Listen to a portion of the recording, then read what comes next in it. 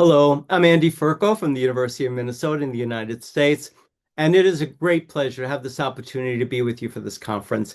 I want to thank Vice Rector Patska and the conference committee for inviting me to share a few perspectives with you. Indeed, today we find ourselves in a rapidly evolving global society that is facing many disruptions. Interestingly, recent surveys conducted by the World Economic Forum and Ipsos and other organizations reveal that false information is seen as the number one major threat worldwide.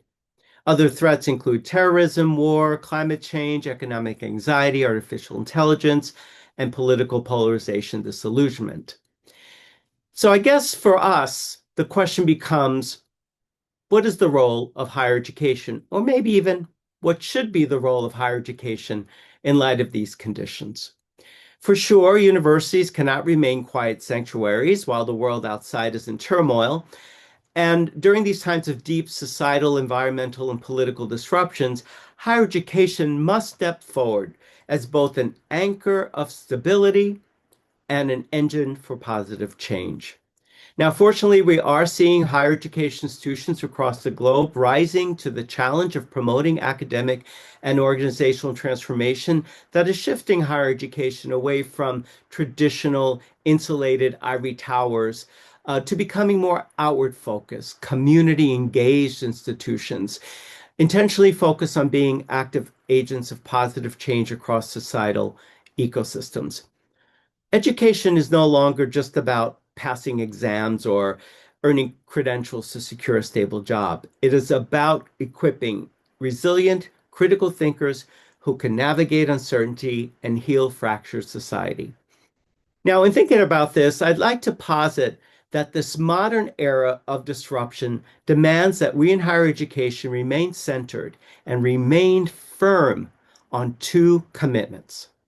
First, we must remain anchored in truth. We must fiercely protect evidence-based research against the rising tide of digital misinformation and public and political polarization.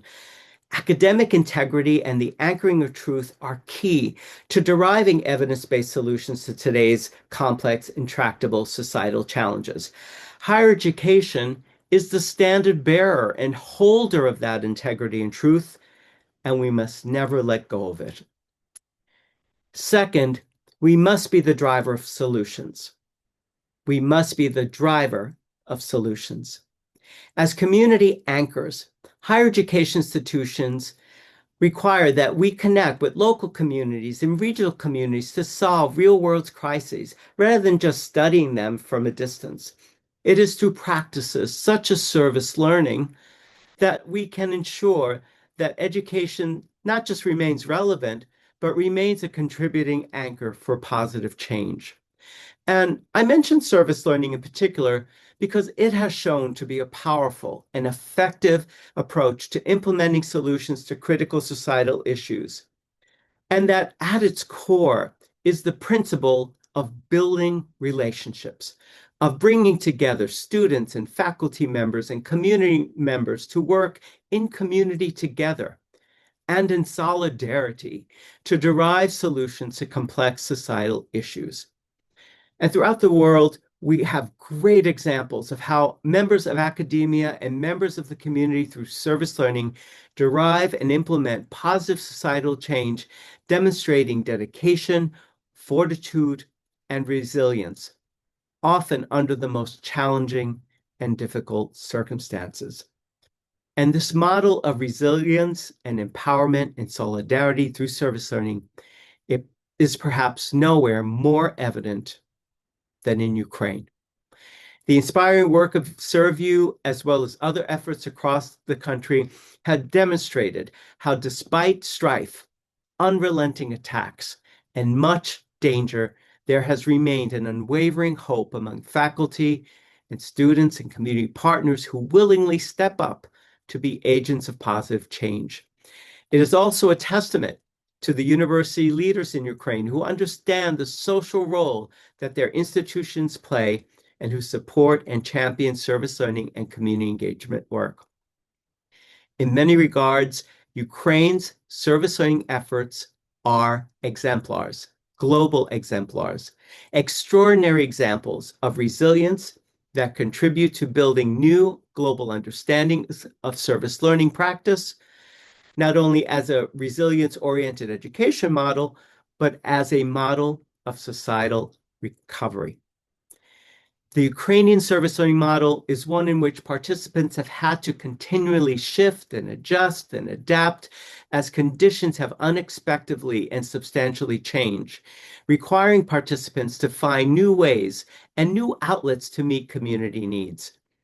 The model has shown us the fortitude and resilience within a nation of people who are willing to step up to do what is needed when it is needed.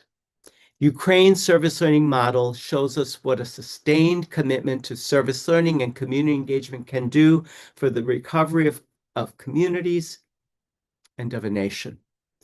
It is a truly inspiring model, and one from which all of us can incorporate more effective and impactful service learning efforts in our own communities.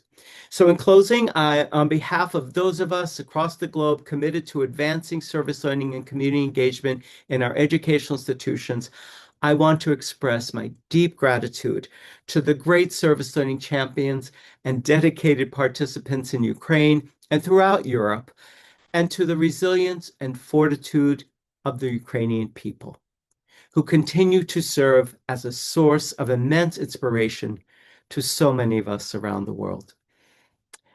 And as we strive to manage these trying times, let us consider the ways that higher education can be an active driver, an active participant in addressing the current societal shifts and challenges, and let us always anchor our work in evidence and truth.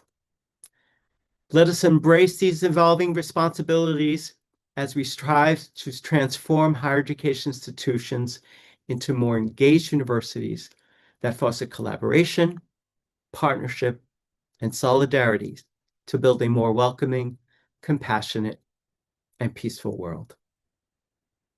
Thank you.